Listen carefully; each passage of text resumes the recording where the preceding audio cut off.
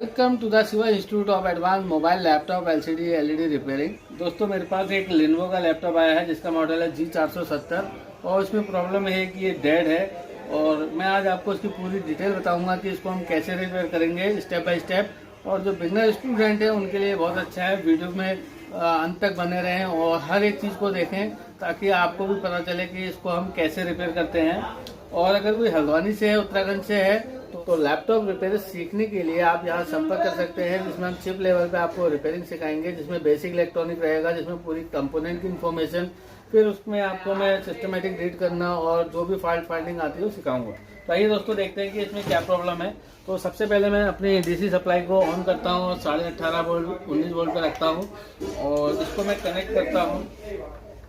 तो जैसे ही मैंने इसको कनेक्ट किया तो आप देख सकते हैं इसकी वोल्टेज बैठ गई है। अडेप्टर में निकालता हूं तो पूरी वोल्टेज आ जाती है और जैसे ही मैं अडेप्टर प्लग करता हूं तो आप देख सकते हैं यहाँ पे वोल्टेज बैठ गई है और एम्पियर हाई हो गया है। और जब मैं अडेप्टर को हटा रहा हूं तो आप देख सकते हैं 19 वोल्ट पूरी आ गई है। तो ये इंडिकेशन मिलता है कि इस मदरबोर्ड में वी इन की लाइन में शॉर्टिंग है।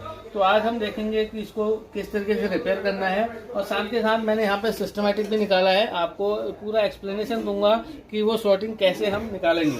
तो सबसे पहले तो मैं आपको डीसी जैक से लेके चलेंगे। डीसी जैक जैसे कि आप देख रहे हैं ये इसका डीसी जैक लगा हुआ है और अगर मैं डीसी जैक को फाइंड करूं तो इसका जो नंबर है JDCIL करके है और मैं इसमें देखूंगा इसका डीसी जैक कहाँ पे लगा हुआ है। तो आप देखेंगे जो डीसी जैक होता है, सप्लाई जो भी चीज़ होती है वो नीचे को होती है। तो मैं अभी इसका डीसी जैक ढूंढ रहा हूँ।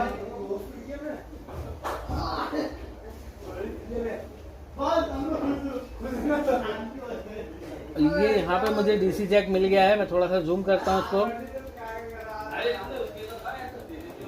आप देखेंगे यहाँ पे जो डीसी जैक लगा हुआ है इसके ट्रैक में सबसे पहले यहाँ पे पिन नंबर 3 और पिन नंबर 4 सप्लाई की है, जबकि पिन नंबर 1 पिन नंबर 2 हमारी ग्राउंड की पोल है। और वी इनकी लाइन में जो है हमारी जो वोल्टेज वाली लाइन है अडेप्टर की, उसके ट्रैक में एक फ्यूज लगा है जिसका नंबर PF101 करके है। और यहाँ पे कैपेसिटर लगे हैं और एक कॉइल लगी है PL101 और फिर से यहाँ पे पैरेलल में 2 कैपेसिटर दिए गए हैं, जबकि कॉइल जो है सीरीज में लगी है और यहाँ पे जो कैपेसिटर है ये हमारे जो है पैरेलल में लगे हैं। तो सबसे पहले हम देखेंगे क्या हमारी वी की लाइन जो है वो शॉर्ट तो नहीं है, ग्राउंड तो नहीं है। तो मैं मल्टीमीटर को कंटिन्यूटी पॉइंट पे रखूंगा और जैसे कि आप देख रहे हैं ये इसका डीसी जैक है। यहाँ पे 4 तार दिख रही हैं, जो 2 रेड वाली हैं वो हमारी पॉजिटिव है और 2 ग्राउंड वाली हैं वो हमारी नेगेटिव है। तो सबसे पहले मैं ग्राउंड को चेक करता हूँ तो ये तो ग्राउंड आनी चाहिए और ये ओके है, जबकि रेड वाली को नहीं आनी चाहिए। तो मैं देख रहा हूँ कि मुझे यहाँ पे कोई भी शॉर्टिंग नहीं मिल रही है। इसके बाद मैं ट्रैक को आगे ट्रेस करूँगा जिसमें कि हमारा जो फ्यूज लगा हुआ है और कॉइल लगी है PL101 करके है। तो आप देख सकते हैं मेरे को यहाँ पे कंटिन्यूटी के माध्यम से ट्रैक मिला और फिर इसके ट्रैक में आगे जो मॉसफेट लगा होता है मैं उसको देखूंगा कि मेरा वो मॉसफेट कहाँ लगा है। अभी देखता हूँ ऑलवेज वोल्टेज। अगर मैं वी जैसे कि आप देख रहे हैं यहाँ पे जो वी इन है इसको मैं ट्रेस करूंगा कि वी इन हमारा कहाँ जा रहा है। ये बैटरी कनेक्टर है, देख सकते हैं वो वी इन मुझे यहाँ पे मिला है और उसके ट्रैक में एक मॉसफेट लगा हुआ है PQ301 और यहाँ पे देखने को मिल रहा है ड्रेन टू सोर्स जा रहा है। इसका मतलब ये P चैनल लगा हुआ है। और यहाँ पे जो दूसरा लगा हुआ है PQ302, मैं दिखाता हूँ आपको थोड़ा सा बड़ा करके। जैसे कि आप देख रहे हैं PQ302 ये भी ड्रेन टू सोर्स जा रहा है। तो इसका मतलब है दोनों ही हमारे जो हैं P चैनल लगे हुए हैं और यहाँ पे हमारी वी इन यहाँ से होकर यहाँ जा रही है और फिर उसके बाद इसका नाम P2 बन गया है और इसके सोर्स से निकलने के बाद ये दोबारा CLR पे आया है। तो मैं यहाँ पे देखूंगा कि डायरेक्ट मैं CLR पे देखूंगा कि क्या मुझे यहाँ पे शॉर्टिंग मिल रही है। तो पहला मॉसफेट तो मेरा ये लगा हुआ है, यहाँ पे नहीं मिल रहा है। मैं एक तार को यहाँ पे रखता हूँ इसके पॉजिटिव पे और पहला मॉसफेट यहाँ पे चेक करता हूँ तो मुझे यहाँ पे कंटिन्यूटी मिल रही है। ये मुझे ड्रेन पे आया और इसके बाद मैं इसके सोर्स पे रखूंगा। जैसे कि आप देख रहे हैं इसका सोर्स है और इसके सोर्स से मैं दूसरे जो मॉसफेट लगा हुआ है मेरा PQ302, तो PQ302 मुझे यहाँ पे देखने को मिल रहा है।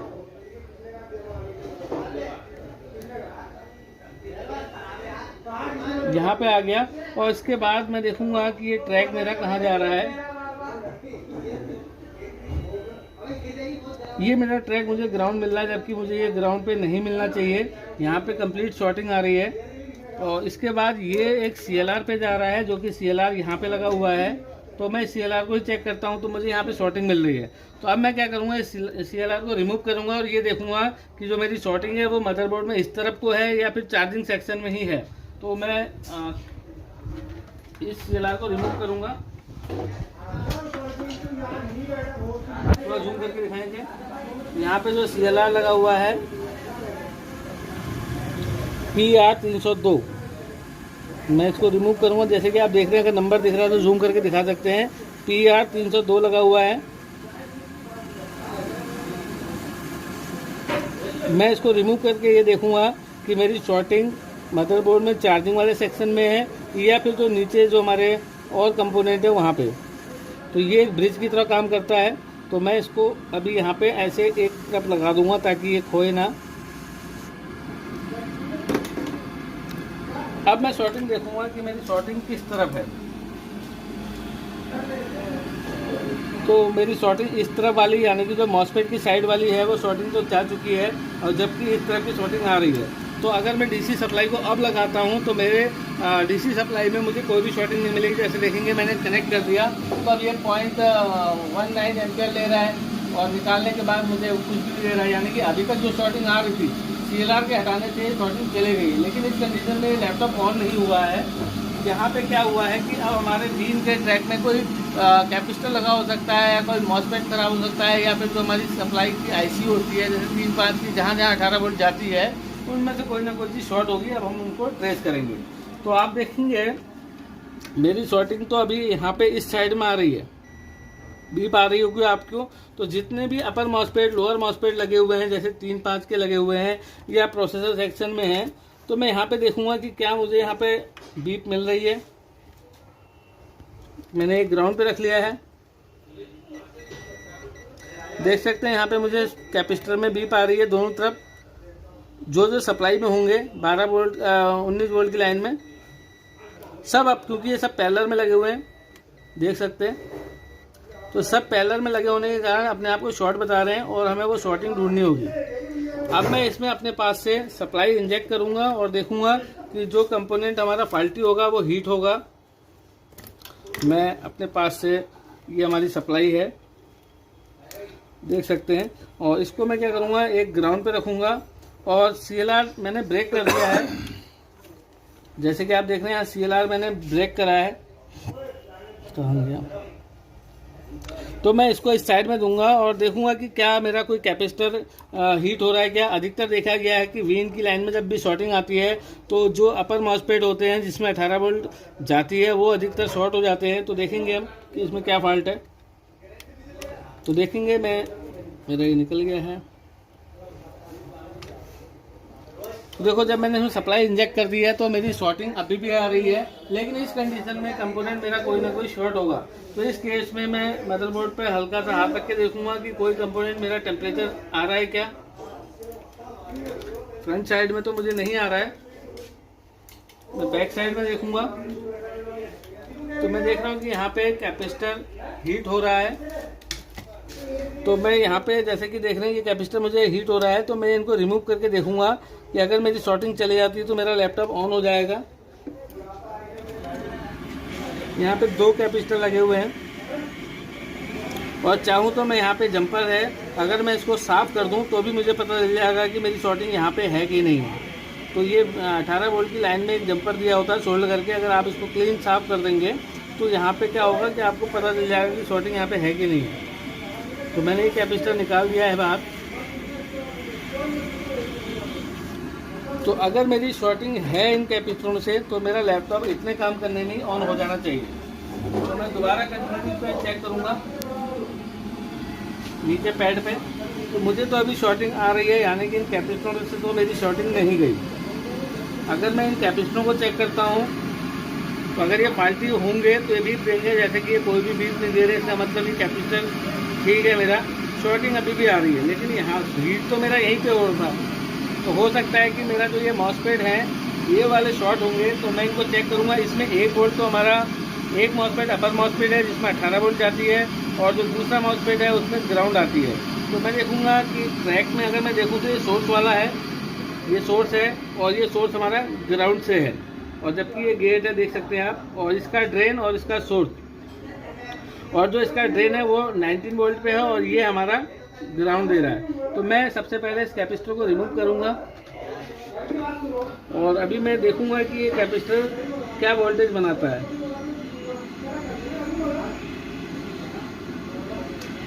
ये मॉसफेट क्या वोल्टेज बनाता है मैं देखूँगा। तो ये मैंने रिमूव कर दिया है।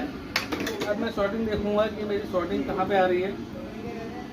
तो मैं देख सकता हूँ कि यहाँ पे मेरी शॉर्टिंग चली गई है इस मॉसफेट को निकालने पे, और मैं इस मॉसफेट को चेक करता हूँ ड्रेन टू सोर्स, और मुझे फुल कंटिन्यूटी मिल रही है। देख सकते हैं बीप आ रही है, रेड लाइट जल रही है, तो इसका मतलब है कि ये शॉर्ट है, यानी कि इसका ड्रेन और सोर्स कॉमन हो गया है, और शॉर्टिंग मेरी यहाँ पे चले गई है, देख सकते हैं। तो यहाँ पे मैं दोनों कैपेसिटरों को लगा देता हूँ, और जो मैंने सीएलआर ब्रेक किया था उसको भी मैं लगा दूंगा, और यहाँ पे जो मेरा ये एनपीएन है इसको मैं रिमूव करूँगा और नया लगा दूंगा। मतलब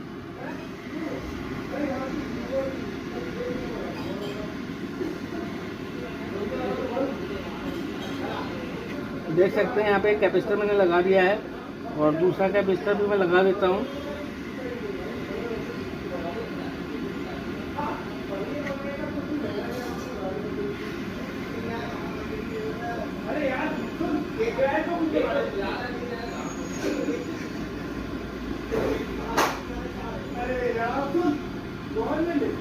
दोनों कैपेसिटर हमारे लग गए हैं, और इस साइड में मैंने सीएलआर को ब्रेक किया था, उसको लगा के मैं दोबारा चेक करूंगा कि क्या मेरी शॉर्टिंग जो है, वैसे तो आएगी ही नहीं। अभी आपने देखा था कि मेरे इसको सीधा करके लगाएंगे सीएलआर को।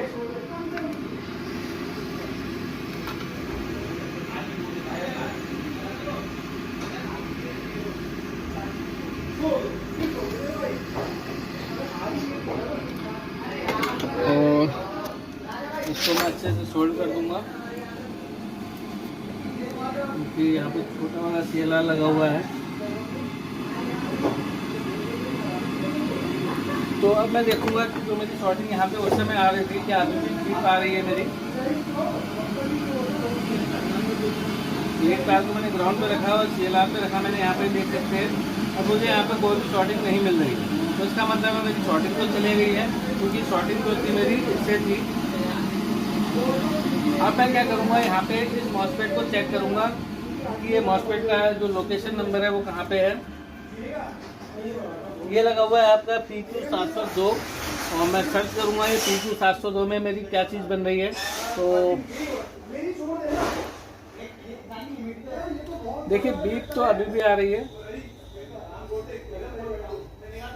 इम्पीडेंस कम है, और मैं इसमें दूसरा प्रोसेसर लगाऊंगा, उसके बाद देखते हैं कि इसमें मेरा जो प्रॉब्लम है वो सही हुआ कि नहीं हुआ।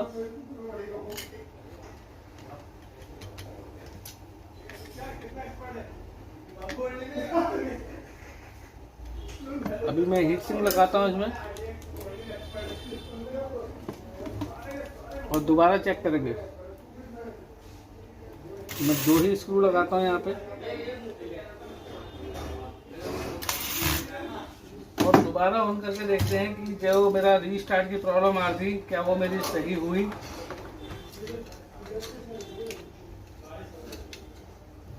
और जैसे कि देख रहे हैं आप ऑन हो रहा है, लेकिन इस समय एम्पेयर मेरे बहुत कम ले रहा है, यानी कि पहले ये 1.43 एम्पेयर ले रहा था, लेकिन अब ये 0.862 के आसपास ले रहा है। तो मैं उसमें डिस्प्ले कनेक्ट करके देखूंगा, और स्टेबल भी है। पहले क्या होता है रीस्टार्ट हो जाता था, तो अब मैं इसमें डिस्प्ले लगा कर चेक करूंगा कि क्या मेरी डिस्प्ले आई।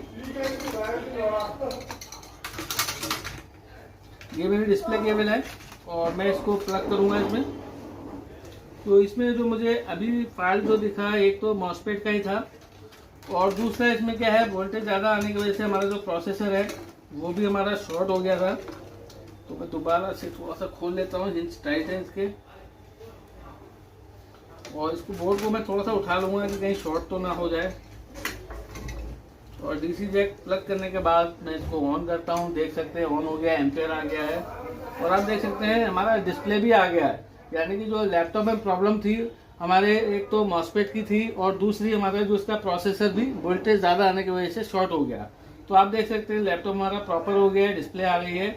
और अब मैं आपको कैमरे में दिखाऊंगा जो मैंने इसमें काम किया था, ताकि आपको सिस्टमेटिक में भी वो चीज़ें पता चलें।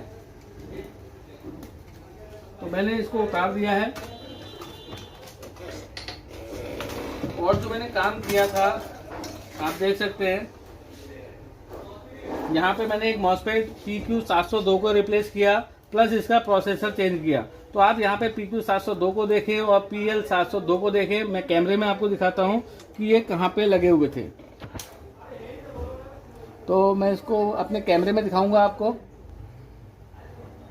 ये मेरा कैमरा लगा हुआ है, देख सकते हैं। और आपको मैं दिखाऊंगा कि मैंने क्या काम किया था। तो देखेंगे आप, मैंने जो एक रिप्लेस किया है PQ702 लगा हुआ है, जो ये था PQ702। और ये कोयल नंबर देख सकते हैं PL702 लगा हुआ है, जहाँ पे 1.05 वोल्ट हमारी बन रही थी। और जब ये शॉर्ट हुआ, जैसे कि आप देख रहे हैं, ये इसका ड्रेन का पोल है और ये सोर्स का पोल है, और ये इसका ड्रेन है, ये सोर्स है। यानी कि ये हमारा अपर मॉसफेट, ये लोअर मॉसफेट। जब ये शॉर्ट हुआ तो यहाँ से 18 वोल्ट इन होने के बाद सीधे प्रोसेसर में चलेगी, जिसकी वजह से प्रोसेसर हमारा शॉर्ट हो गया। तो इसलिए हमने प्रोसेसर को भी रिप्लेस किया, क्योंकि जब ये शॉर्ट हुआ तो रीस्टार्ट की प्रॉब्लम आई और हमारी वोल्टेज तो हमारी बन गई थी। तो प्रोसेसर चेंज करने से हमारा लैपटॉप ऑन हो गया था। अब हम इसको क्लीन करेंगे। पूरा वीडियो देखने के लिए धन्यवाद आपका, और मेरे चैनल को सब्सक्राइब कीजिए और शेयर कीजिए। और कोई आपका क्वेश्चन हो मेरे कमेंट बॉक्स में डाल सकते हैं। थैंक यू, धन्यवाद।